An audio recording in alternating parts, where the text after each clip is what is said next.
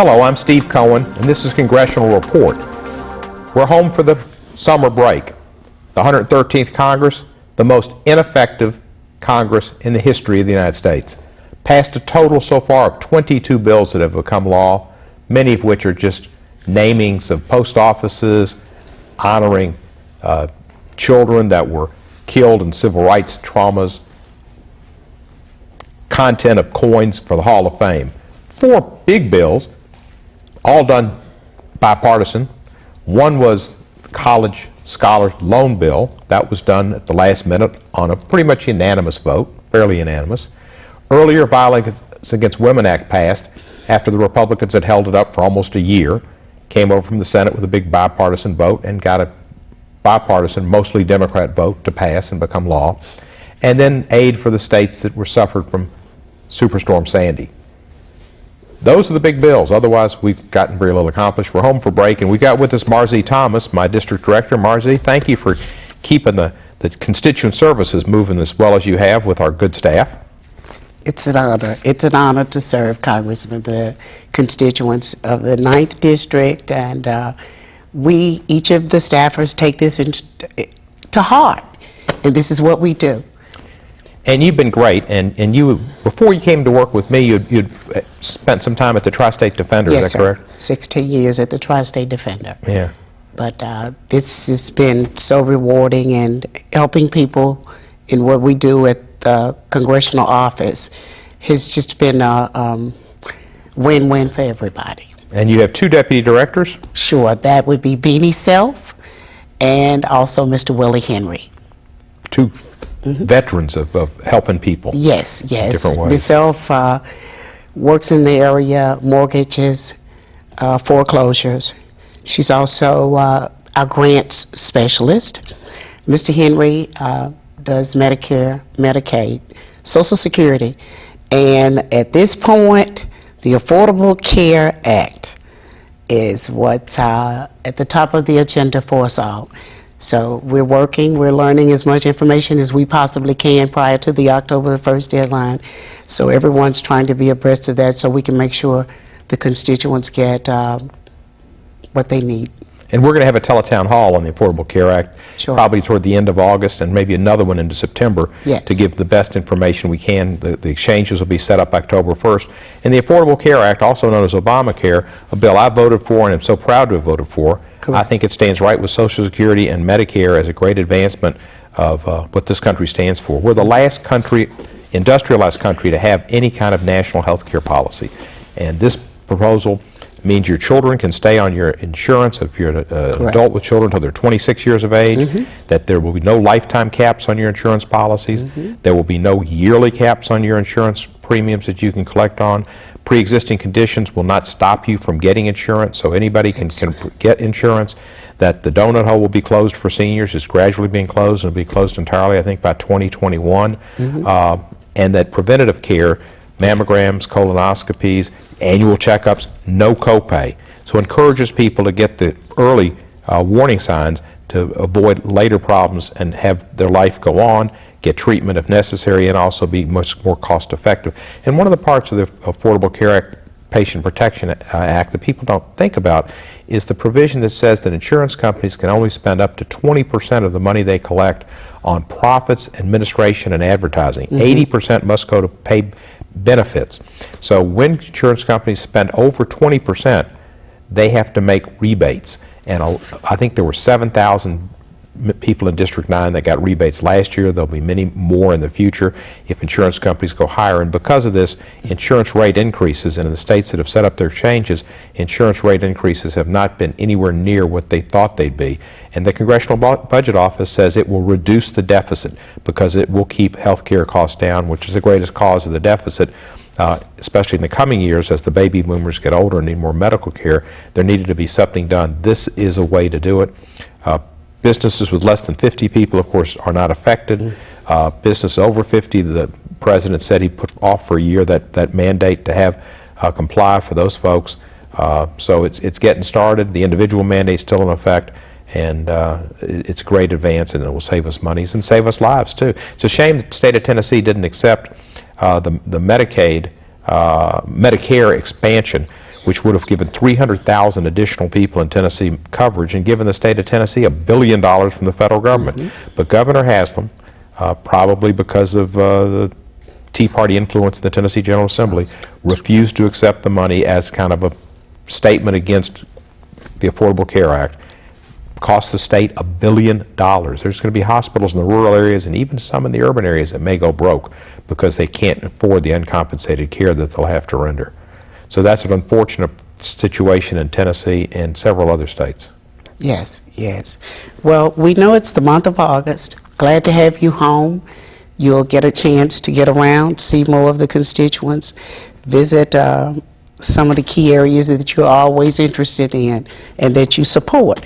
But I noticed yesterday we had a guest in town. We had a special guest. Secretary, very special, Secretary of Transportation. And under your invitation, he was here in the city along with you and the mayor, and you did the tour with him. Can you tell us a little about it? Well, we were fortunate to have Secretary Ray LaHood come to the city as well, previous transportation secretary, and I'd served with him in the House one term, a Republican from Southern Illinois. We kind of got to be friends, and Secretary LaHood was a friend to me, and because of that friendship, we were able to get an extra 30 days for the American Steamship Company to get its financing in order, and to get the American Steamship Company's headquarters here in Memphis and the 400 or 500 jobs, maybe 600 jobs, that go with the headquarters, and put that ship back on the Mississippi, which docks here in Memphis on occasion when it comes through. That was through Secretary LaHood, and we also were allowed a Tiger 4 grant. Correct. And the new secretary, who was the former mayor of Charlotte, he's only been in office 35 days as secretary. This was one of his first visits, first time he's been to Memphis, but for the airport, when we were a hub passing through. And he came here to look at the progress on the Main Street to Main Street project, which is the Harahan Bridge, it's Central Station, it's Uptown, it's South Memphis, South Main. And it's improving infrastructure in those areas. Some of it's not real, sexy and glamorous, but you got to have gutters working, you got to have curb cuts, you got to have all of your infrastructure in place, and that's all being fixed on the mall, which otherwise we wouldn't have had monies for, and it comes from the federal government, and other areas to improve those areas, and it's led to great development. And the Secretary was thrilled to know that up to $100 million in investment is expected to happen on South Main, much of which is attributable to the Main Street to Main Street project, a walking and bike path that will go through South Main, over to the Harahan Bridge, across into West Memphis, and then allow people, if they choose, to bicycle along the levees there. The thought behind it is that it provides a better livability and a better attraction for people, particularly the younger generation who we have a tough time attracting. There was an article just today I saw that said Memphis was an undesirable place for young people to come.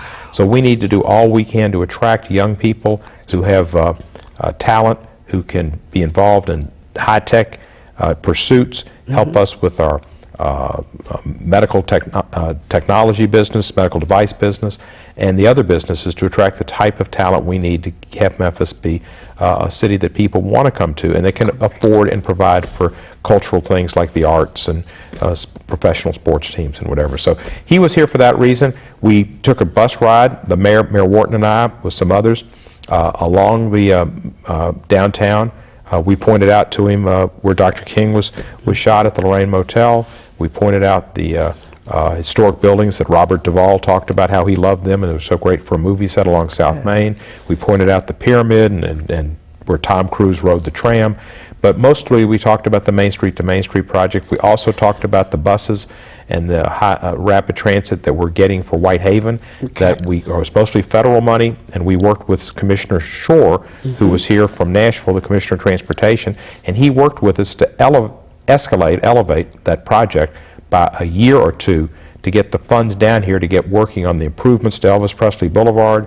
While that was not a Tiger grant, it was federal monies, a lot of federal monies coming through Nashville, wanting to have a win-win. We were able to get the administration to move that up a year or two in the funding, and we're pleased he wanted to see that and talk about the Elvis Presley project as well. And then we toured the BNSF Railroad yard, which is a major intermodal yard with the trucks coming in there with the containers and how fast they put them on the trains and ship them out. It's a pretty amazing system. But we need improvements to Lamar Avenue because there's so many trucks coming in. So we showed that to Ray LaHood. We showed it to Commissioner Fox, Secretary Fox, and we hope to maybe get some federal monies there, although that has to come through the state, and there's some right-of-ways need to be purchased. That's right. And then there's a Tiger 5 grant that Mayor Wharton and I are working on to hopefully provide for jobs and job development in the area of President's Island. And where there were some references to President Island, we had a forum in City Hall with a lot of community leaders, and Randy Richardson, who's in charge of the Port Authority, made an excellent presentation on the importance of the Port Authority to Memphis, the number of jobs, how that is in addition to rails and roads and runways, the river, our fourth R in our transportation lineup. So it was a great trip with him, and I gave him a gift. I understand you did. He and I share D'Angelo Williams as a football fans. I was a fan of D'Angelo's, of course, here in Memphis, and continue my watching him with the Charlotte Panthers. And of course, Mayor Fox was the mayor of Charlotte. So Charlotte's known for NASCAR and automobile racing, and D'Angelo Williams. And we had talked about D'Angelo when I called and congratulated him on his appointment. So I got him one of those little model cars. It's D'Angelo Williams on a race car, number 20, and Memphis, and Tigers on the wheels. And of course, I want to keep Tiger Grant and Memphis in his mind. So I gave him that little gift, and he loved it. And then when we went and toured the FedEx Hub, I had I have a button collection. Correct. So I had a button that said, "Welcome to Charlotte, Democratic Convention," and I wore that. He got a big laugh out of that last night. Yes, I'm very familiar with your button collection. So it was a good trip. Great. Mayor Fox liked Memphis, and I think Mayor Wharton and I both did what we could to sell him on Memphis and how important transportation is and jobs and how much it can mean. And we made a little pitch toward, there's a program President Obama's working on to name 20 cities, he mentioned it in the State of the Union, that did not recover as much from the recession as they should have, and he wants to give them Promise City opportunities to get job training and other federal interconnected programs to help those cities, and we're pushing to get Memphis in there. And I don't know, mostly it's going to be Sean Donovan, I think, who I talked to, Housing and Urban Development, but Secretary Fox will be involved too. So I made a pitch there, as I've done with Sean Donovan. That's great. So it was a good trip, and it was good to have the Secretary here. That's good. And it was great that the Main Street to Main Street's working. Wonderful, wonderful. You've also been busy. Well, we know you stay busy all the time. So, but I'm... Speaking of busy, we went out on the neighborhood nights out.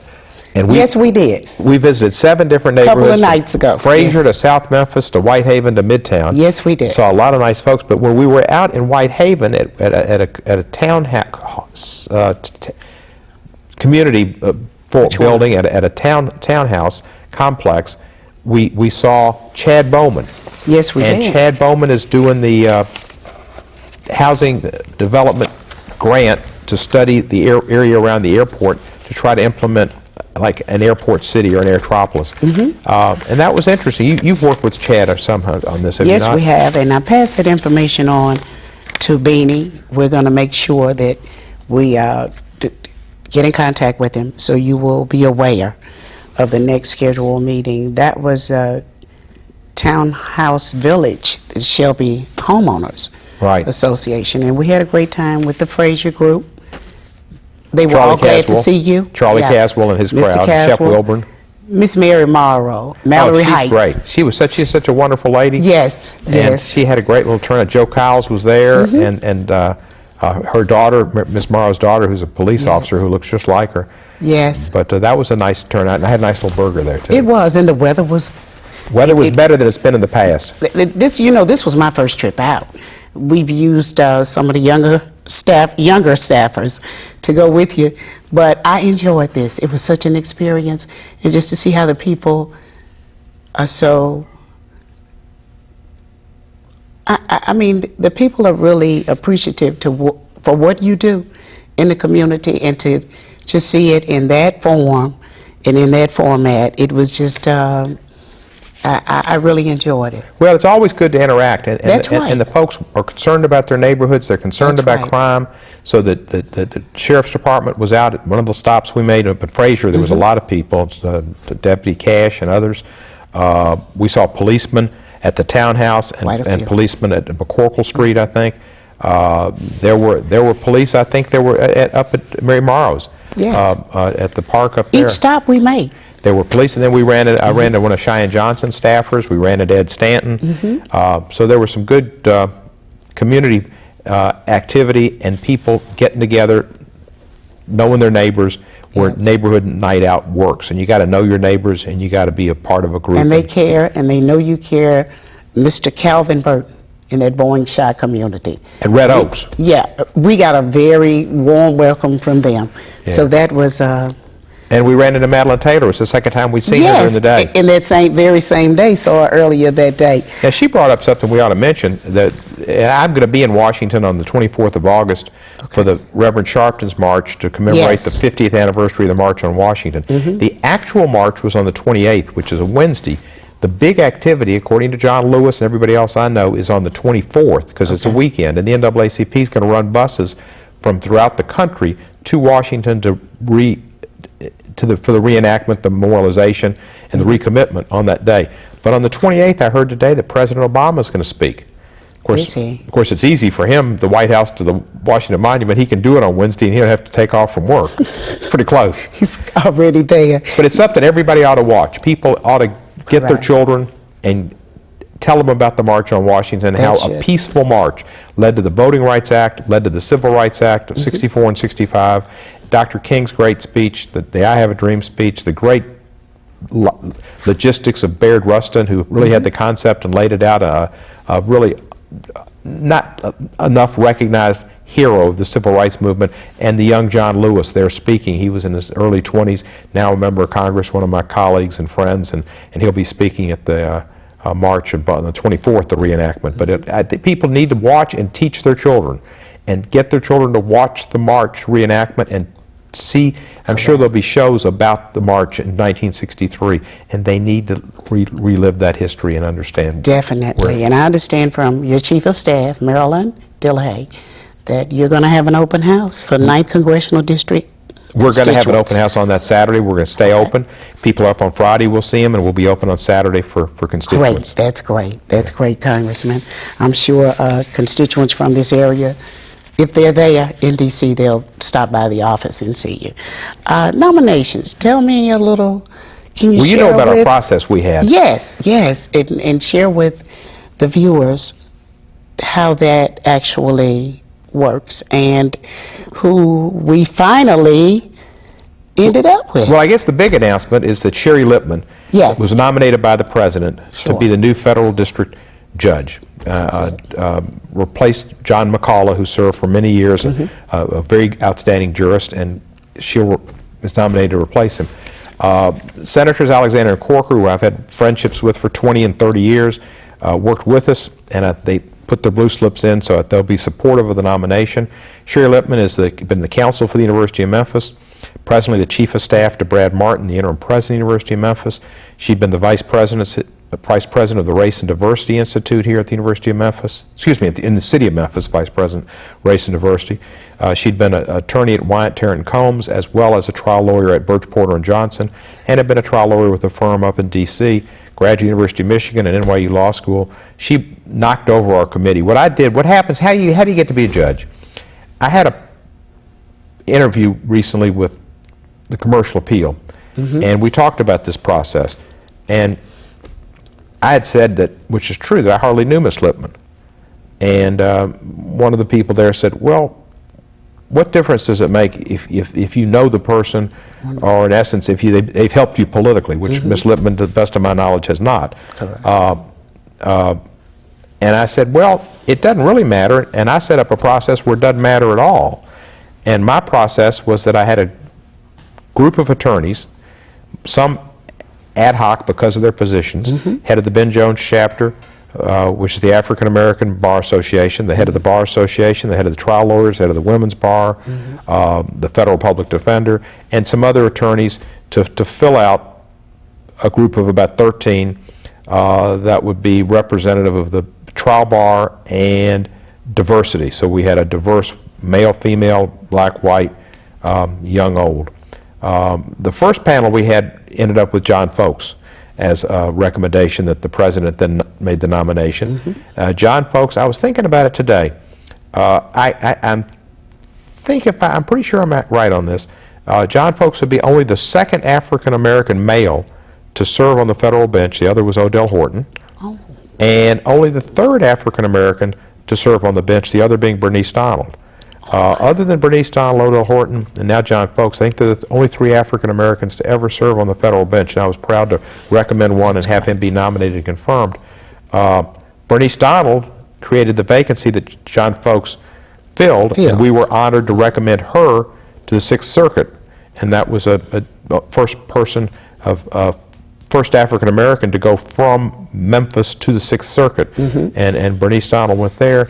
And then we had this opportunity, and Sherry Lippman was just knocked the panel over. 9 out of 13 people picked her first. It was like the old New York Yankees used to be when they won the American League by 15 games. It wasn't really very close, although there were some other good folks in the hunt. And she'll be the only woman serving on the district court. So right now it's all men, and we needed a woman.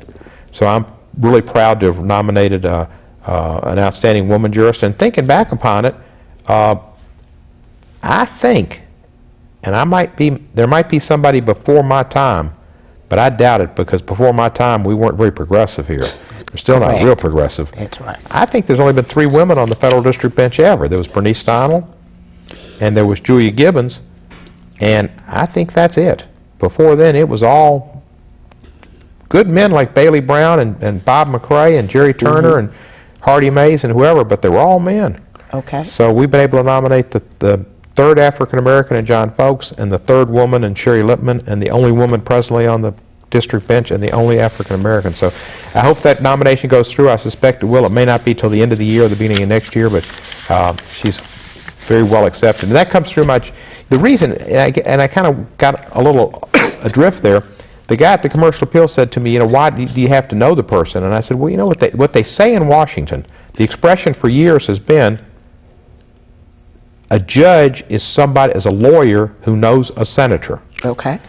Well, it means, and it kind of opened this man's eyes up a bit, there's politics involved. Correct. I took the politics out of it. I just let people come in, be interviewed, have a nonpartisan panel, recommend the best person, send it to the president. The president went with the best person, not politics. I had supported John Folks in his criminal court judge race, and I feel confident he supported me, but John Folks is not a very active person in politics. He's been a judge, and he was not a political ally or anything like that, and nor was Sherry Lippman. But if you look at it, most of the people that have been appointed to the bench over the years have had a political connection somehow. Okay. And I'm proud of our nonpartisan group and our recommendation. Out of this process. Yeah. I think it was great the way you handled it. Well, jobs, Memphis, economy. We're working on it, but it's tough. The Republicans will not pass a jobs bill. We have had more and more jobs bills up. They won't let any of them up. And the place we really need jobs, in Memphis in particular, and throughout the country, and the president's talked about it, is infrastructure spending. We need to have a transportation infrastructure spending bill. Roads, runways, bridges. We have over 100,000 bridges in this country that are decaying. And Minnesota had one fall in, people died. We've had them in Tennessee, different places. We used to be first in infrastructure. We're now 25th in the world. Wow. And we just need, and that's a jobs bill. It's jobs immediately, because those can't be outsourced. They'd be American people with American companies and American products building the infrastructure. And then that's how we create jobs, because you have better ways of getting goods to market, raw materials to manufacturing sites, produced finished products to the customer or to the wholesaler, warehouse, whatever. And that's the way you create jobs, and you make it open up areas to economic development. Memphis, we need dredging down on the President's Island. We've got good runways and a great new air tower, so we're doing pretty good with what we've done with our airport, but that continued vigilance. We need more roads. We need improvements on Lamar Avenue. We need the I-69 finished, I-22 down at Lamar. we've got other areas that federal government roads can help, and we certainly need a third bridge eventually. So we've got lots of needs in this community and infrastructure. Transportation is what creates jobs in this community, and I'm all for an infrastructure bill, and that's what we need to pass, and that's where the defense dividend from not getting the troops out of Afghanistan and Iraq, that dividend should go toward American infrastructure spending, and that creates jobs. I've been working on that. I've been working on the FISA bill. I've got a FISA bill. I don't know if the Republicans will let it come to a vote, but we need to be concerned about security, but also about the Constitution. And my bill would change the method of appointing the FISA judges so that right now they're all appointed by the Chief Justice. I think that creates a kind of a playing field that's more prone to support what the administration asks for. I think you need to have a more balanced group. Not coming from the Chief Justice, who's appointed 10 of 11 of his appointees were appointed originally by Republican presidents, and 6 of the 11 had executive background experience. I think you need to have more transparency in the opinions of the FISA court so the Congress knows and the public knows kind of what's going on. And I think you need to have higher standards for them to put security over privacy. There needs to be higher standards. So FISA has been something I've been working on. I've also worked with General Holder on the prison population. I've written the President and General Holder feeling that the President needs to use his commutation power more. There are a lot of people in prison for harsh sentences on drugs, particularly crack and cocaine, which was a 100-to-1 ratio. We changed that law to 18-to-1. It probably ought to be equal. There are people in jail on the old 100-to-1 standards, even on the 18-to-1 standards, that should have their sentence commuted, and where we're not spending $30,000 or more a year to house these prisoners. We cannot afford to house all the people we're housing. It's not stopping the drug activities in our community. Somebody new comes in and sells them. The demand is there, but we're paying a lot and we can't afford it. And we're taking these people away from their families and from the opportunity to have a life for a crime that is disproportionate, the punishment, to what we have seen it should be by changing the law from a ratio of 100-to-1 to 18-to-1. General Holder recently came out in a far long-ranging interview on NPR and agreed with all those basic premises and said we have a lot of people in jail that don't need to be there, particularly on drug offenses, and it's disproportionate toward African Americans. We've seen that Shelby County is one of the worst areas in the country where if you're African American, the individuals that use marijuana are the same as whites, but you're 4 times as likely to be arrested if you're African American. So it's disproportionately applied. That's an area I've worked on a lot. There are other areas. We worked on the student loan bill. We want to get student loans to be dischargeable in bankruptcy. We want to get people to have credit checks not to be a reason to deny people employment. We're running out of time. Lots of bills, lots of work. I appreciate you helping. We keep it up. While I'm in Washington, you and the staff keep the Washington office going, and we hear great reports, and I thank you for your work. The district office. The district office. Yes, we do with your constituents. Thank you, Marzie. Thank you, Ms. Thomas. If you need help with the district office, call Ms. Thomas at 544-4131. That's 544-4131. Same number as Harold Ford Sr. had, same good constituent services, smooth running office. I'm Congressman Steve Cohen. Thank you for the opportunity to represent you in Washington from Tennessee's 9th District, and thank you for watching Congressional Report.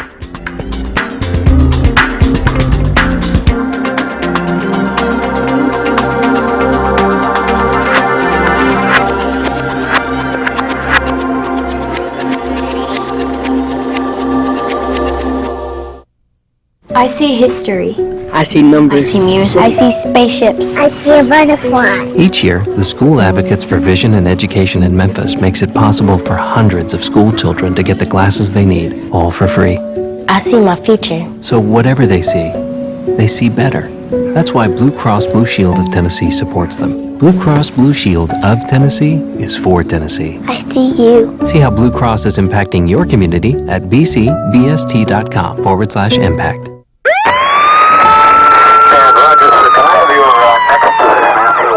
First came the call about loud neighbors. Then a call asking for the score from last night's game. Then a call about being locked out of the house. And finally, the frantic 911 call for emergency help they couldn't get through in time to save John.